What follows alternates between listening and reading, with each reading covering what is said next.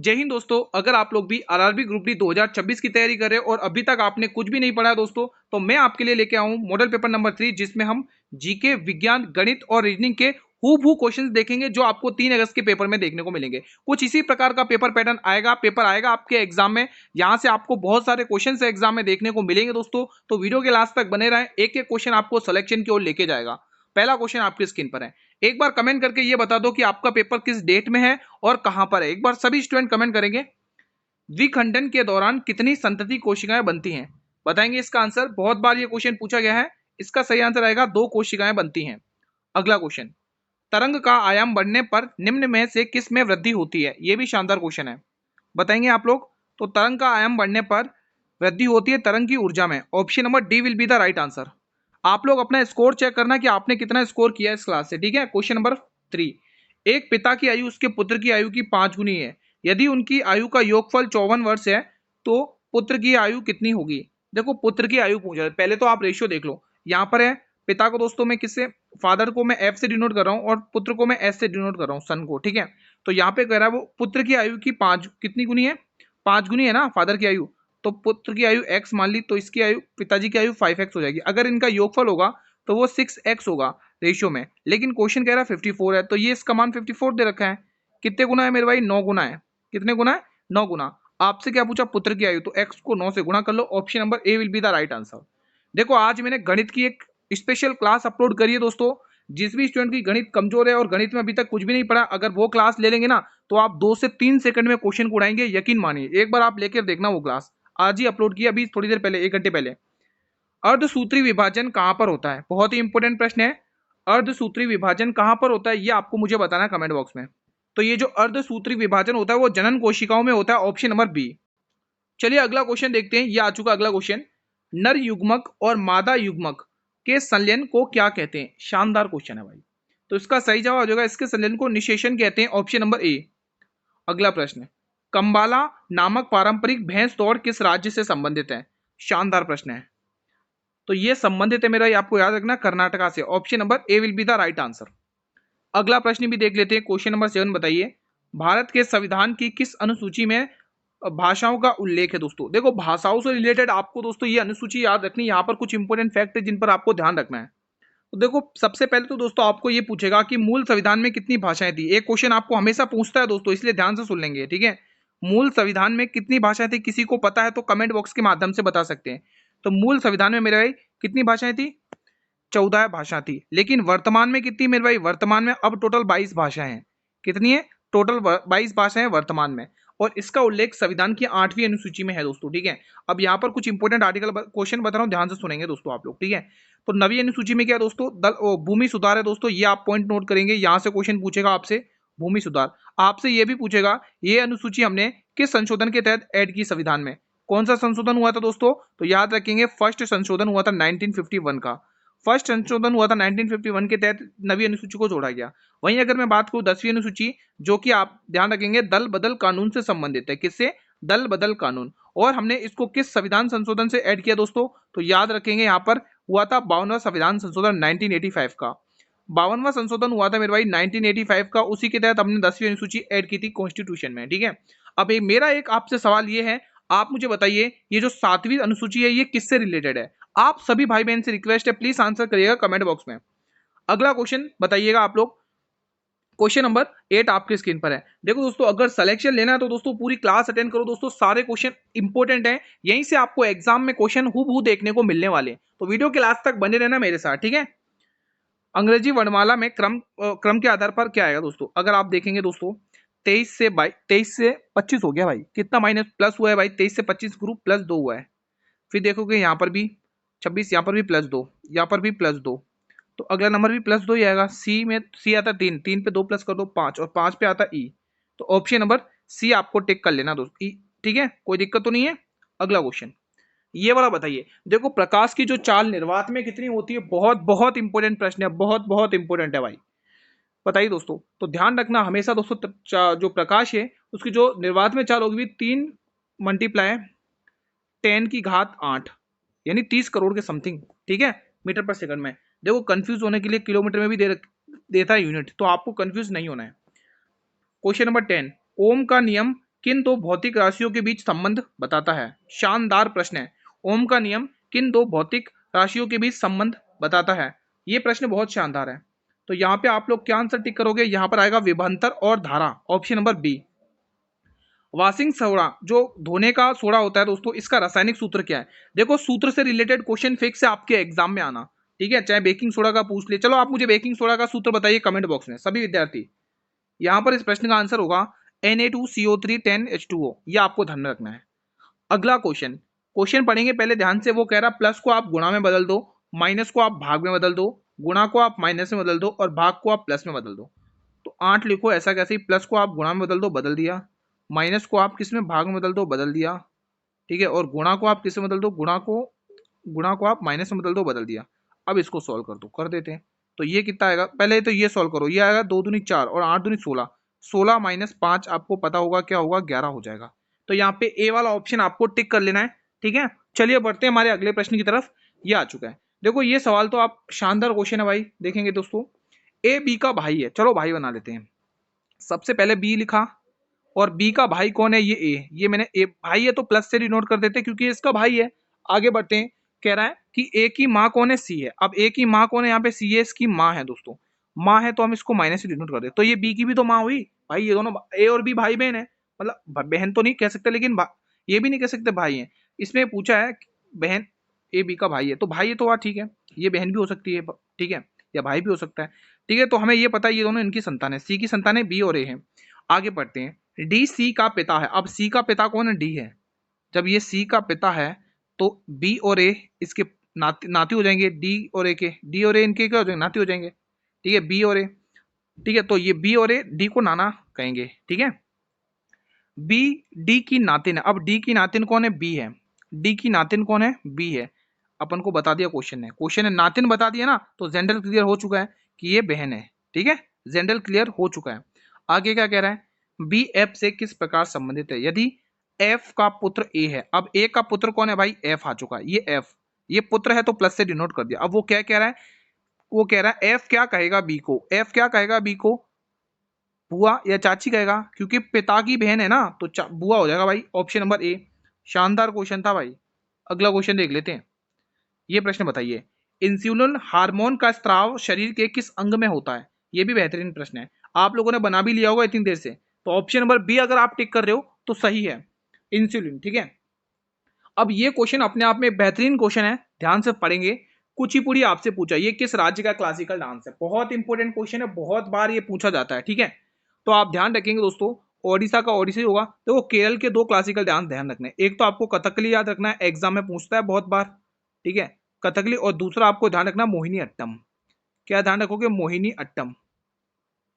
दोस्तों इनको स्किप नहीं करना, एग्जाम में जब ये पूछेगा फिर आपको लॉस होगा, इसीलिए अभी समझ लो, अभी पढ़ लो, वही बताऊंगा जो एग्जाम में छपेंगे, हूबहू छपेंगे, ठीक है। अब मेरा एक क्वेश्चन आप सभी से, आप लोग इसका आंसर बताइए कि भरतनाट्यम कहाँ का फेमस है? भरतनाट्यम ये कहाँ का फेमस है?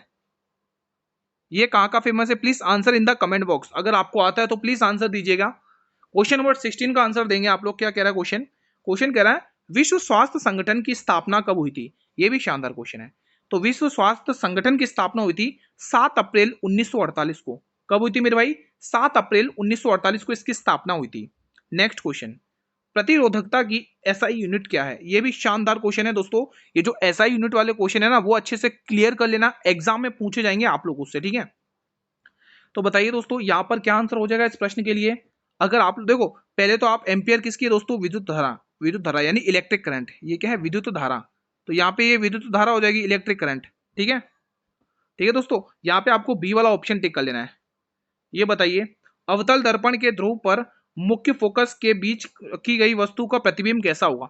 देखो दोस्तों, अगर मैं अवतल दर्पण बनाऊं, अवतल दर्पण कैसा होता है मेरे भाई? आप लोगों को पता ही होगा दोस्तों। ये उभरा हुआ पार्ट होता है ना, ये इस पे पॉलिशिंग हो गई, जो लाल ऑक्साइड की होती है, ये हमने पॉलिशिंग कर दी, ठीक है। अरे यार यहाँ पर तो स्पेस ही कम बचेगा। चलो थोड़ा सा मैं सही से समझा देता हूँ, थोड़ा आगे बना देता हूँ, ठीक है। ये पॉलिश कर दी, इस पे पॉलिश कर दी। अब आप लोगों को पता ही होगा इसका ध्रुव कहाँ होता है, आप लोगों को पता ही होगा। ये मैंने मुख्य फोकस, मुख्य अक्ष डाल दिया, ठीक है।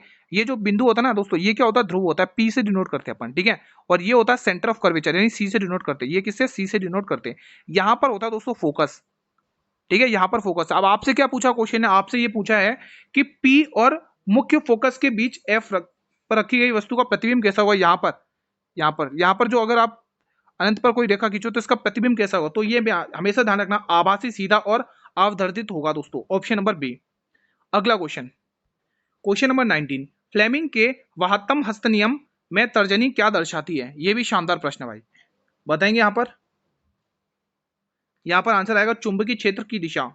अगला प्रश्न, कथन कह रहा है सभी कुत्ते बिल्ली हैं। सभी के सभी कुत्ते, ये सभी के सभी कुत्ते क्या है? बिल्ली हैं। तो बिल्ली को मैं 20 से नोट कर रहा हूँ, ठीक है। कुछ बिल्ली शेर है, अब इसमें से कुछ बिल्ली क्या है मेरे भाई? कुछ बिल्ली इसमें से शेर है, तो यहाँ पे शेर से डिनोट कर रहा हूँ। फिर निष्कर्ष पढ़ते हैं। निष्कर्ष कह रहा है कुछ कुत्ते शेर हैं क्या?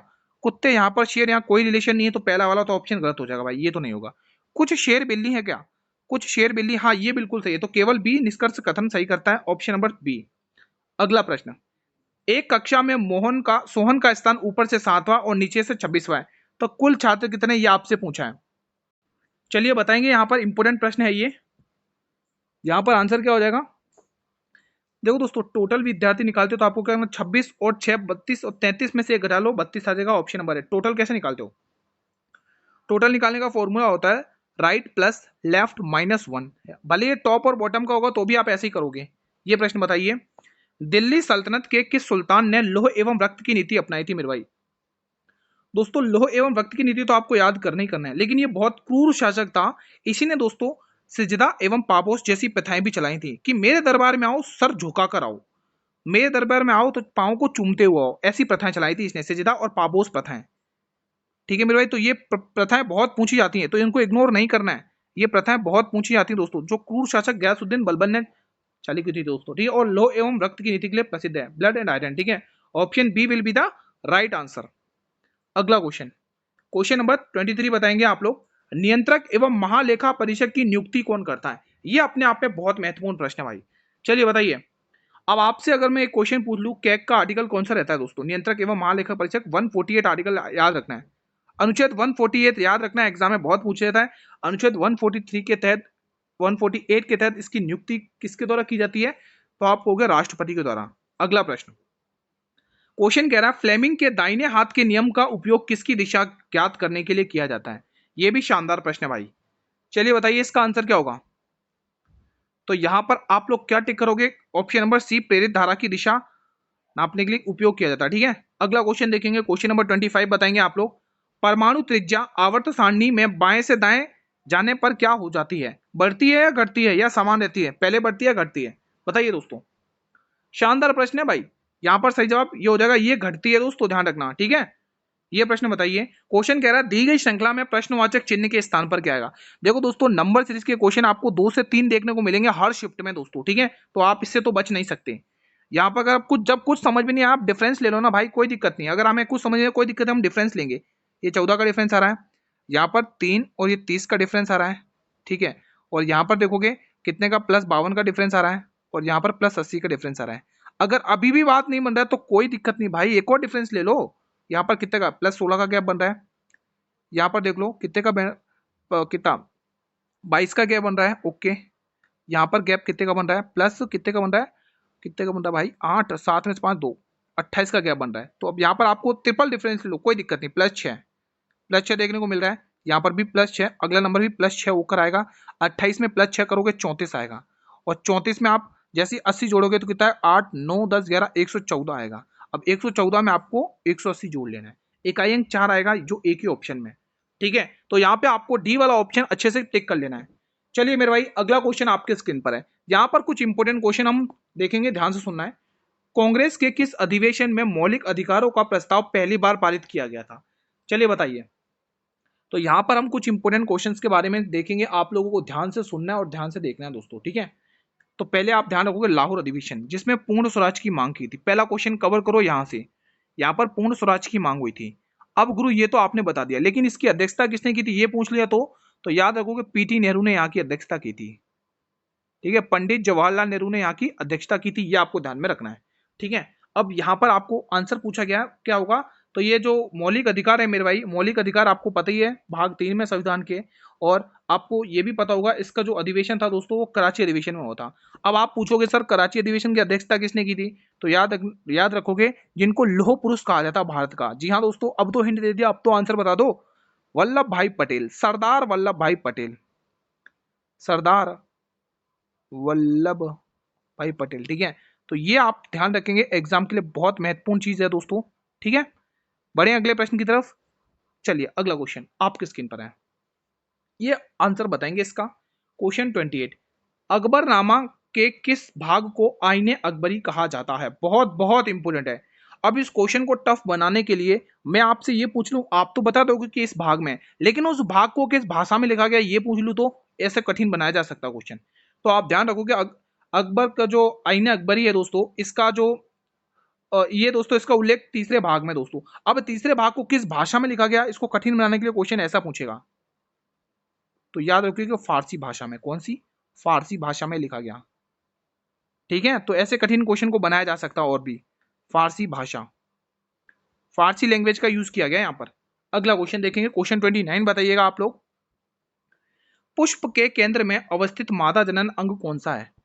बताइए दोस्तों, पुष्प के केंद्र में अवस्थित मादा जनन अंग कौन सा है? तो यहाँ पे स्त्री केसर है, option number B will be the right answer. अगला क्वेश्चन बताएंगे आप लोग, क्वेश्चन नंबर 13, उभयधर्मी ऑक्साइड का सही युग्म कौन सा है जो अम्ल और क्षार दोनों के साथ अभिक्रिया करके लवण और जल बनाता है? ये शानदार क्वेश्चन बनता है यहाँ पर। चलिए बताइए, सभी विद्यार्थी से रिक्वेस्ट है इसका आंसर बताएंगे कमेंट बॉक्स में। तो जवाब आएगा Al2O3 एंड ZnO, जिंक। ठीक है, अगला क्वेश्चन बताइए, क्वेश्चन 31, निम्न में से कौन सी अधातु चमकदार होती है दोस्तों? कौन सी अधातु है जो चमकदार देखने को मिलेगी? तो सही जवाब आएगा iodine, option number D will be the right answer.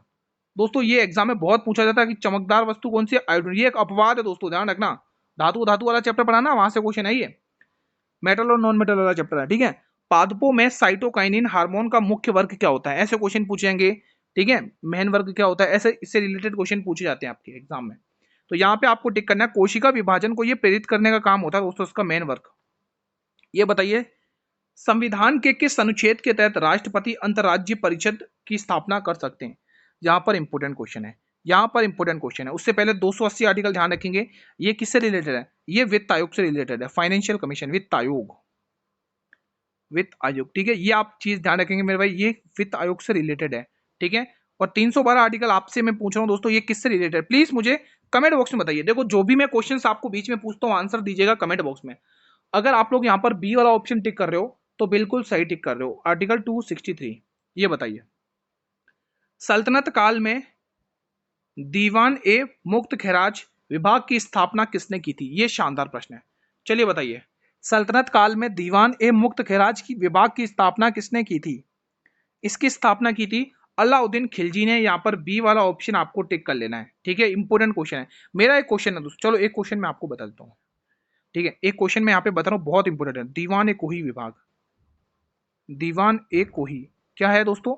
दीवान ए कोही, ये विभाग की स्थापना किसने की थी? सबसे पहले तो ये तो जान लो, ये विभाग किस प्रकार का है? ये एक प्रकार का कृषि विभाग है। किस प्रकार का विभाग है? ये एक प्रकार का कृषि विभाग है।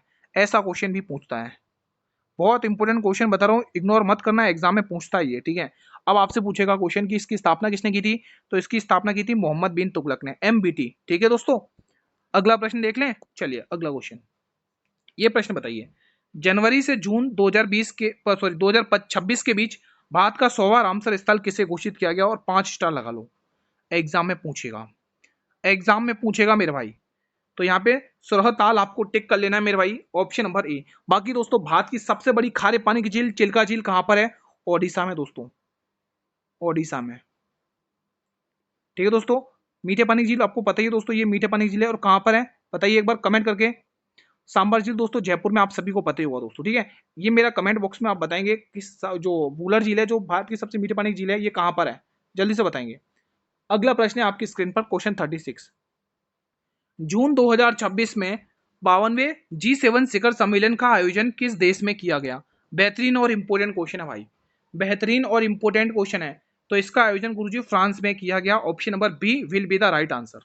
ये बताइए, जनवरी 2026 में विश्व आर्थिक मंच की वार्षिक बैठक कहां पर संपन्न हुई? ये तो क्वेश्चन पूछेगा ही पूछेगा, 3 स्टार लगा लो, पूछेगा ही पूछेगा। तो दावोस स्विट्जरलैंड आपको टिक कर लेना, option number A will be the right answer.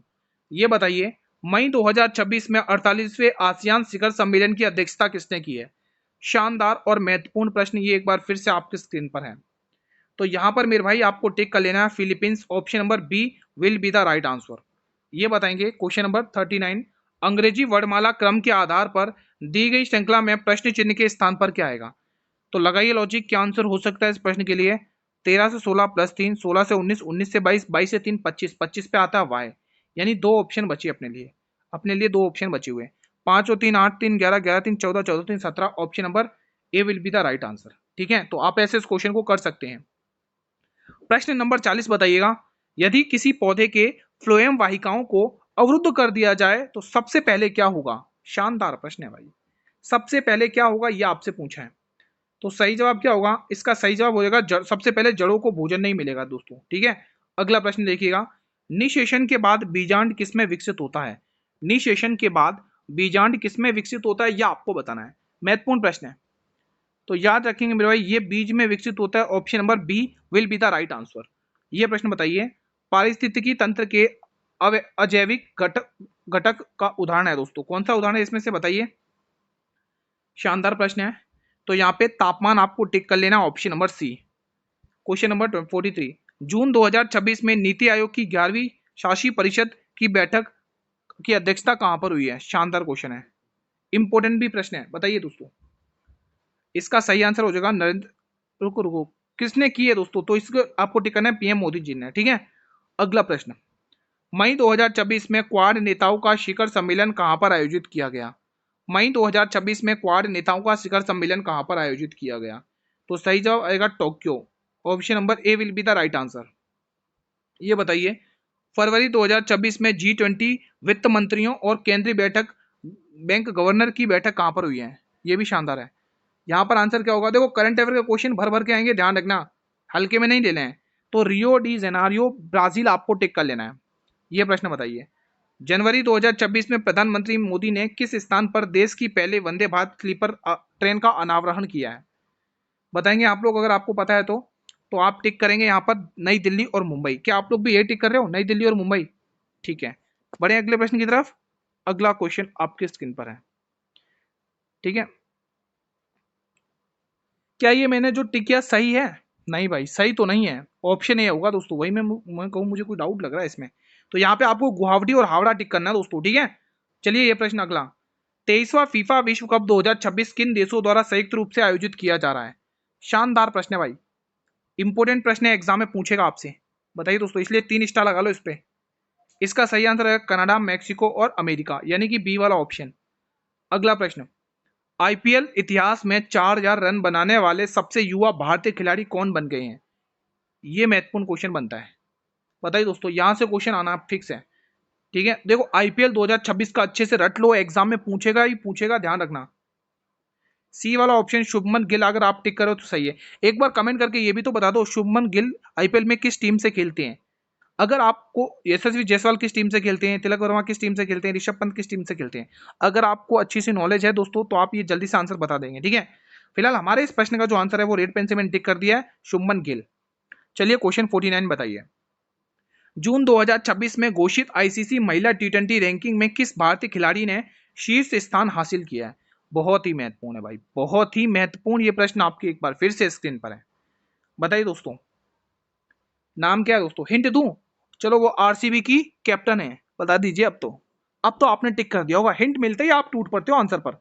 बिल्कुल, स्मृति मांधाना आपको टिक कर लेना है, option number A will be the right answer. आप सभी को पता होगा दोस्तों, इस बार डब्ल्यूपीएल किसने जीता? आरसीबी ने तो जीता है। क्वेश्चन 50 आपके स्क्रीन पर मेरे भाई, बैडमिंटन वर्ल्ड चैंपियनशिप 2026 की मेजबानी कौन सा देश कर रहा है? बताएंगे दोस्तों, ये भी शानदार प्रश्न है, क्लास का अंतिम प्रश्न भी है। चलिए बताएंगे, यहाँ पर इंपॉर्टेंट क्वेश्चन है, तो यहाँ पे आप लोगों को टिक करना है ना भारत, ऑप्शन नंबर सी। अब एक इंपॉर्टेंट चीज बता रहा हूँ भाई, अगर आप लोगों को मैथ वाले सब्जेक्ट में से 25 में से 25 स्कोर करना है तो आपके लिए मैंने सेपरेट प्लेलिस्ट बनाई है। बहुत इंपॉर्टेंट चीज बता रहा हूँ, सुन लेना, स्किप मत करना। अगर आप 25 में से 25 फोड़ना चाहते हो तो ये प्लेलिस्ट बनाइए इसी चैनल पर। और बाकी मैं मैथ की क्लास की बात करूँ दोस्तों, तो ये डेली 7 PM पर अपने निर्धारित समय पर वीडियो अपलोड हो जाती है। और आज तो भाई मजा ही आ जाएगा। आज की जिसने भी क्लास अटेंड कर ली ना 1 घंटे पहले वाली, उसको इतना कॉन्फिडेंस आ जाएगा कि मैथ के क्वेश्चन को देखते ही उड़ाने का मन करेगा। आज की क्लास जो 7 बजे 1 घंटे पहले अपलोड करी वो जरूर देख लेना, ठीक है। अगर ये सेशन पसंद आया तो वीडियो को लाइक और शेयर करके मुझे रेस्पॉन्स कर दे गुरु की ओके रिपोर्ट है, सेशन अच्छे से रिवीजन रहा है। और एक चीज और है दोस्तों, अगर चैनल पर नए हो तो चैनल को सब्सक्राइब करके बेल नोटिफिकेशन जरूर प्रेस करें, ताकि आने वाले हर एक नई वीडियो का नोटिफिकेशन आपको यूट्यूब सबसे पहले प्रोवाइड करे दोस्तों, ठीक है। पीडीएफ आपको टेलीग्राम चैनल पर मिल जाएगी, जिसका लिंक वीडियो के डिस्क्रिप्शन बॉक्स में गिवन है, ठीक है। मिलते हैं नेक्स्ट वीडियो में, तब तक के लिए मेरे भाई जय हिंद, जय भारत, वंदे मातरम।